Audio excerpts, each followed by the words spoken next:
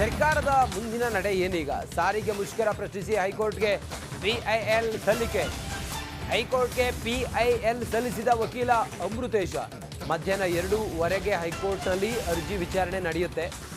ರಾಜ್ಯ ಸರ್ಕಾರ ಸಾರಿಗೆ ನೌಕರರ ಬೇಡಿಕೆಯನ್ನು ಈಡೇರಿಸಬೇಕು. ರಾಜ್ಯ ಸರ್ಕಾರ ಜನರಿಗೆ ತೊಂದರೆ ಆಗದಂತೆ ಸರ್ಕಾರಕ್ಕೆ ಸೂಚಿಸೋದಕ್ಕೆ ಮನವಿ ಮಾಡಿ ಈಗ ಪಿಐಎಲ್ ಸಲ್ಲಿಕೆ ಆಗಿದೆ. ಸಾರಿಗೆ ಮುಷ್ಕರವನ್ನು ಪ್ರಶ್ನಿಸಿ ಹೈಕೋರ್ಟ್ಗೆ ಪಿಐಎಲ್ ಸಲ್ಲಿಕೆ ಆಗಿದೆ. ವಕೀಲ ಅಮೃತೇಶ್ ಹೈಕೋರ್ಟ್ಗೆ ಪಿಐಎಲ್ ಅನ್ನು ಸಲ್ಲಿಕೆ ಮಾಡಿದ್ದಾರೆ. ಸದ್ಯ ಹೈಕೋರ್ಟ್ ಇದನ್ನು ನಾಳೆಗಾಗುವಂಥ ಬಂದನ್ನು ಗಂಭೀರವಾಗಿ ಪರಿಗಣಿಸಿ ಇವತ್ತೇ ಏನಾದರೂ ತೀರ್ಮಾನ ಮಾಡಬೇಕು ಅಂಥೇಳಿ ಸರ್ಕಾರ ಕೇಳ್ತು ಅಂಥೇಳಿ ಆದರೆ ನಾಳಿನ ಬಂದ್ ಏನಾಗ್ಬೋದು ಅನ್ನೋದು ದೊಡ್ಡ ಪ್ರಶ್ನೆ ಇದೆ. ಸದ್ಯಕ್ಕಂತೂ ಈಗ ಸಾರಿಗೆ ನೌಕರರು ತಾವು ಹಿಡಿದಂಥ ಬಿಗಿಪಟ್ಟನ್ನು ಸಡಿಲಿಸುವ ಯಾವುದೇ ಸನ್ನಿವೇಶಗಳು ಕಾಣಿಸ್ತಾ ಇಲ್ಲ. ಸರ್ಕಾರವು ಕೂಡ ನಮ್ಮ ಬಳಿ ಹಣ ಇಲ್ಲ ಅಂತಾನೆ ಬರ್ತಿದೆ. ಹಾಗಾದರೆ ನಾಳೆ ಜನರಿಗಂತೂ ತೊಂದರೆ ಆಗೋದು ಗ್ಯಾರಂಟಿ. ಬಹುತೇಕ ಜನ ಈ ಟ್ರಾಫಿಕ್ ಕಿರಿಕಿರಿಯಿಂದಾಗಿ ಸರ್ಕಾರಿ ವೆಹಿಕಲ್ಗಳಲ್ಲಿ ಸರ್ಕಾರಿ ಬಸ್ಗಳಲ್ಲಿ ಓಡಾಡೋದು ಪ್ರತಿದಿನ ನಾವು ನೋಡ್ತಾ ಇದ್ದೀವಿ. ಎಷ್ಟೋ ವಿದ್ಯಾರ್ಥಿಗಳು ಈ ಸಾರಿಗೆ ಬಸ್ಗಳನ್ನು ನೆಚ್ಕೊಂಡಿರೋದನ್ನು ನಾವು ನೋಡ್ತಾ ಇದ್ದೀವಿ. ಹೀಗಲ್ಲಿರುವಾಗ ಏಕಾಏಕಿ ಬಂದಾಯಿತು ಅಂಥೇಳಿ ಆದರೆ ಬಸ್ ಓಡಾಡಲ್ಲ ಅಂಥೇಳಿ ಆದರೆ ಜನರಿಗೆ ಭಾಳ ತಾಪತ್ರೆ ಆಗುತ್ತೆ. ಮುತ್ತಪ್ಪ, ಇದು ಎಷ್ಟು ಅನಿವಾರ್ಯ ಆಗಿದೆ ಈಗ ಈ ಬಂದನ್ನು ನಿಲ್ಲಿಸೋದು ಸರ್ಕಾರಕ್ಕೆ? ಸದ್ಯ ನಾಳೆ ರಾಹುಲ್ ಗಾಂಧಿಯವರ ಪ್ರತಿಭಟನೆ ಕೂಡ ಇದೆ. ಹೀಗೆಲ್ಲ ಇರುವಾಗ ಸರ್ಕಾರಕ್ಕೆ ತೀರಾ ಮುಜುಗರ ಆಗುತ್ತೆ ಒಂದು ವೇಳೆ ಮುಷ್ಕರ ನಡೀತು ಅಂತೇಳಿ ಆದರೆ. ಈ ನಿಟ್ಟಿನಲ್ಲಿ ಸರ್ಕಾರದ ಮಟ್ಟದಲ್ಲಿ ಏನೇನು ವಿಚಾರ ಇದೆ ಅಥವಾ ಏನೇನು ಚರ್ಚೆಗಳಿದ್ದಾವೆ ಈ ಬಂದನ್ನು ನಿಲ್ಲಿಸೋದಕ್ಕೆ ಅಥವಾ ಇದನ್ನು ಅವ್ರನ್ನ ಮನವೊಲಿಸೋದಕ್ಕೆ, ವಿಶ್ವಾಸ ತೆಗೆದುಕೊಳ್ಳೋದಕ್ಕೆ ಮುತ್ತಪ್ಪ? ರಂಜಿತ್, ಏನಂದ್ರೆ ಈಗ ಸಿದ್ದರಾಮಯ್ಯ ಅವರ ಸರ್ಕಾರ ಮೇಲೆ ಸಾರಿಗೆ ಸಂಘಟನೆಗಳು ಯಾವುದೇ ರೀತಿಯಾದಂತಹ ಹೋಪ್ಗಳನ್ನ ಇಟ್ಟಿಲ್ಲ. ಯಾಕಂದ್ರೆ ಹಿಂದೆ ಬೆಳಗಾವಿ ಅಧಿವೇಶನ ನಡೆದಂತಹ ಸಂದರ್ಭದಲ್ಲಿ ಇದೇ ಸಾರಿಗೆ ಸಂಘಟನೆಯವರು ಪ್ರತಿಭಟನೆ ಮಾಡ್ತೀವಿ ಅಂತ ಹೇಳಿದಾಗ ಆಗ ಮುಖ್ಯಮಂತ್ರಿಗಳಾದಂತಹ ಸಿದ್ದರಾಮಯ್ಯವರು ಕರೆದುಬಿಟ್ಟು ಇಲ್ಲ, ಸಂಕ್ರಾಂತಿಗೆ ನಿಮಗೆ ನಾನು ಏನು ತಮ್ಮ ಬೇಡಿಕೆಯನ್ನು ಈಡೇರಿಸ್ತೀನಿ ಅಂತ ಹೇಳಿದ್ರು. ಅದರ ನಂತರದಲ್ಲಿ ಯಾವುದೇ ರೀತಿಯಾದ ಸಭೆಗಳು ಕೂಡ ಆಗಿರ್ಲಿಲ್ಲ. ಹೀಗಾಗಿ ಮತ್ತೆ ಈಗ ಭರವಸೆ ಕೊಟ್ಟರು ಕೂಡ ಅದನ್ನ ನಂಬುವಂತಹ ಸ್ಟೇಜ್ ಅಲ್ಲಿ ಸಾರಿಗೆ ಸಂಘಟನೆಗಳು ಇಲ್ಲ ಅನ್ನೋದು ಕೂಡ ಸ್ಪಷ್ಟವಾಗಿ ಗೊತ್ತಾಗ್ತಾ ಇದೆ.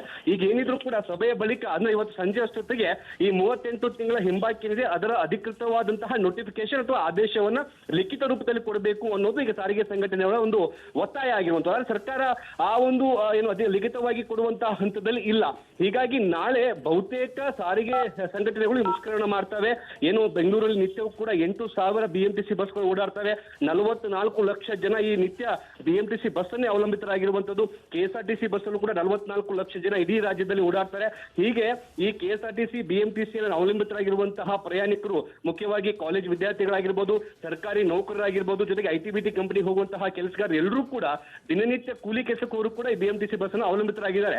ಒಂದೊಮ್ಮೆ ಈ ಒಂದು ಬಿಎಂಟಿಸಿ ಬಸ್ ಸಂಚಾರ ಸ್ಥಗಿತ ಆದ್ರೆ ಬೆಂಗಳೂರಿನ ಭಾಗಶಃ ವ್ಯಾಪಾರ ವಹಿವಾಟು ಕೂಡ ಸ್ಥಗಿತವಾಗುತ್ತೆ. ಸರ್ಕಾರಕ್ಕೆ ಎಲ್ಲಾ ರೂಪದಲ್ಲೂ ಕೂಡ ಹಾನಿ ಆಗುವಂತದ್ದು, ಜೊತೆಗೆ ನಷ್ಟ ಆಗುತ್ತೆ. ಮತ್ತೊಂದು ಕಡೆ ಈಗ ರಾಹುಲ್ ಗಾಂಧಿ ಅವರ ಒಂದು ಪ್ರತಿಭಟನೆ ಇರುವಂತಹ ಕಾರಣಕ್ಕಾಗಿ ಅಲ್ಲೂ ಕೂಡ ಸರ್ಕಾರಕ್ಕೆ ಮುಜುಗರ ಆಗುವಂತಹ ಸಾಧ್ಯತೆ ಇದೆ. ಇದೆಲ್ಲವನ್ನೂ ಕೂಡ ಮನಗೊಂಡಿರುವಂತಹ ಸರ್ಕಾರ ಈಗ ಪ್ಲಾನ್ ಬಿ ಅನ್ನು ಕೂಡ ಮಾಡಿರುವಂತದ್ದು. ಅಂದ್ರೆ ಸಾರಿಗೆ ಸಂಘಟನೆಯಲ್ಲೇ ಇರುವಂತಹ ಮತ್ತೊಂದು ತಂಡವನ್ನ ಎತ್ತಿ ಕಟ್ಟುವಂತಹ ಕೆಲಸ ಮಾಡಿ. ಓಕೆ, ಥ್ಯಾಂಕ್ ಯು ಮುತ್ತಪ್ಪ ತಮ್ಮೆಲ್ಲ ಮಾಹಿತಿಗಾಗಿ. ನೋಡಿ, ಸರ್ಕಾರದ ಮುಂದಿನ ನಡೆ ಏನೀಗ? ಸಾರಿಗೆ ಮುಷ್ಕರ ಪ್ರಶ್ನಿಸಿ ಹೈಕೋರ್ಟ್ಗೆ ಪಿಐಎಲ್ ಸಲ್ಲಿಕೆ. ಹೈಕೋರ್ಟ್ಗೆ ಪಿಐಎಲ್ ಸಲ್ಲಿಸಿದ ವಕೀಲ ಅಮೃತೇಶ ಮಧ್ಯಾಹ್ನ 2:15 ಹೈಕೋರ್ಟ್ನಲ್ಲಿ ಅರ್ಜಿ ವಿಚಾರಣೆ ನಡೆಯುತ್ತೆ. ರಾಜ್ಯ ಸರ್ಕಾರ ಸಾರಿಗೆ ನೌಕರರ ಬೇಡಿಕೆಯನ್ನು ಈಡೇರಿಸಬೇಕು. ರಾಜ್ಯ ಸರ್ಕಾರ ಜನರಿಗೆ ತೊಂದರೆ ಆಗದಂತೆ ಸರ್ಕಾರಕ್ಕೆ ಸೂಚಿಸೋದಕ್ಕೆ ಮನವಿ ಮಾಡಿ ಈಗ ಪಿಐಎಲ್ ಸಲ್ಲಿಕೆ ಆಗಿದೆ. ಸಾರಿಗೆ ಮುಷ್ಕರವನ್ನು ಪ್ರಶ್ನಿಸಿ ಹೈಕೋರ್ಟ್ಗೆ ಪಿಐಎಲ್ ಸಲ್ಲಿಕೆ ಆಗಿದೆ. ವಕೀಲ ಅಮೃತೇಶ್ ಹೈಕೋರ್ಟ್ಗೆ ಪಿಐಎಲ್ ಅನ್ನು ಸಲ್ಲಿಕೆ ಮಾಡಿದ್ದಾರೆ. ಸದ್ಯ ಹೈಕೋರ್ಟ್ ಇದನ್ನು ನಾಳೆಗಾಗುವಂಥ ಬಂದನ್ನು ಗಂಭೀರವಾಗಿ ಪರಿಗಣಿಸಿ ಇವತ್ತೇ ಏನಾದರೂ ತೀರ್ಮಾನ ಮಾಡಬೇಕು ಅಂಥೇಳಿ ಸರ್ಕಾರ ಕೇಳ್ತು ಅಂಥೇಳಿ ಆದರೆ ನಾಳಿನ ಬಂದ್ ಏನಾಗ್ಬೋದು ಅನ್ನೋದು ದೊಡ್ಡ ಪ್ರಶ್ನೆ ಇದೆ. ಸದ್ಯಕ್ಕಂತೂ ಈಗ ಸಾರಿಗೆ ನೌಕರರು ತಾವು ಹಿಡಿದಂಥ ಬಿಗಿಪಟ್ಟನ್ನು ಸಡಿಲಿಸುವ ಯಾವುದೇ ಸನ್ನಿವೇಶಗಳು ಕಾಣಿಸ್ತಾ ಇಲ್ಲ. ಸರ್ಕಾರವು ಕೂಡ ನಮ್ಮ ಬಳಿ ಹಣ ಇಲ್ಲ ಅಂತಾನೆ ಬರ್ತಿದೆ. ಹಾಗಾದರೆ ನಾಳೆ ಜನರಿಗಂತೂ ತೊಂದರೆ ಆಗೋದು ಗ್ಯಾರಂಟಿ. ಬಹುತೇಕ ಜನ ಈಗ ಬಹುತೇಕ ಜನ ಈ ಟ್ರಾಫಿಕ್ ಕಿರಿಕಿರಿಯಿಂದಾಗಿ ಸರ್ಕಾರಿ ವೆಹಿಕಲ್ಗಳಲ್ಲಿ ಸರ್ಕಾರಿ ಬಸ್ಗಳಲ್ಲಿ ಓಡಾಡೋದು ಪ್ರತಿದಿನ ನಾವು ನೋಡ್ತಾ ಇದ್ದೀವಿ. ಎಷ್ಟೋ ವಿದ್ಯಾರ್ಥಿಗಳು ಈ ಸಾರಿಗೆ ಬಸ್ಗಳನ್ನು ನೆಚ್ಕೊಂಡಿರೋದನ್ನು ನಾವು ನೋಡ್ತಾ ಇದ್ದೀವಿ. ಹೀಗಲೇ ಇರುವಾಗ ಏಕಾಏಕಿ ಬಂದಾಯಿತು ಅಂಥೇಳಿ ಆದರೆ ಬಸ್ ಓಡಾಡಲ್ಲ ಅಂಥೇಳಿ ಆದರೆ ಜನರಿಗೆ ಭಾಳ ತಾಪತ್ರೆ ಆಗುತ್ತೆ. ಮುತ್ತಪ್ಪ, ಇದು ಎಷ್ಟು ಅನಿವಾರ್ಯ ಆಗಿದೆ ಈಗ ಈ ಬಂದನ್ನು ನಿಲ್ಲಿಸೋದು ಸರ್ಕಾರಕ್ಕೆ?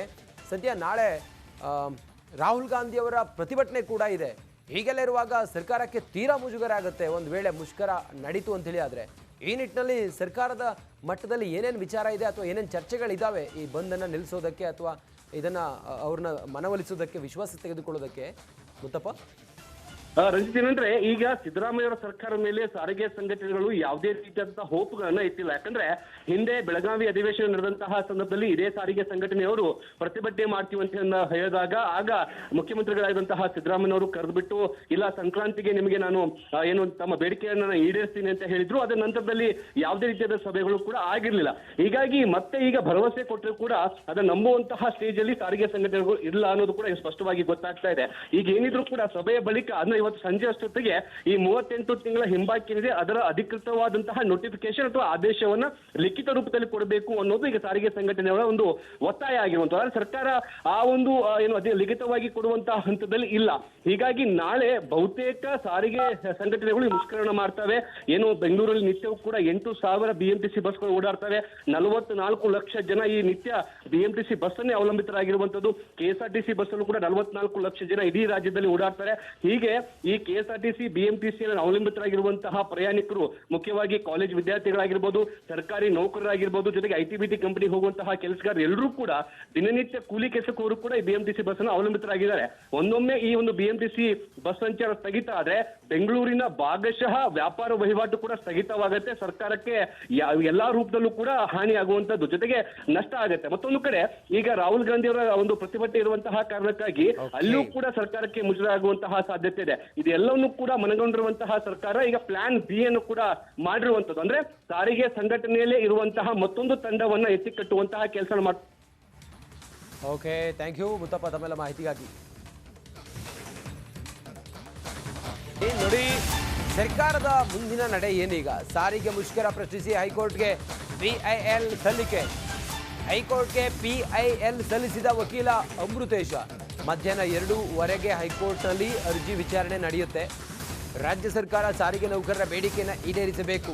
ರಾಜ್ಯ ಸರ್ಕಾರ ಜನರಿಗೆ ತೊಂದರೆ ಆಗದಂತೆ ಸರ್ಕಾರಕ್ಕೆ ಸೂಚಿಸೋದಕ್ಕೆ ಮನವಿ ಮಾಡಿ ಈಗ PIL ಸಲ್ಲಿಕೆ ಆಗಿದೆ. ಸಾರಿಗೆ ಮುಷ್ಕರವನ್ನು ಪ್ರಶ್ನಿಸಿ ಹೈಕೋರ್ಟ್ಗೆ PIL ಸಲ್ಲಿಕೆ ಆಗಿದೆ.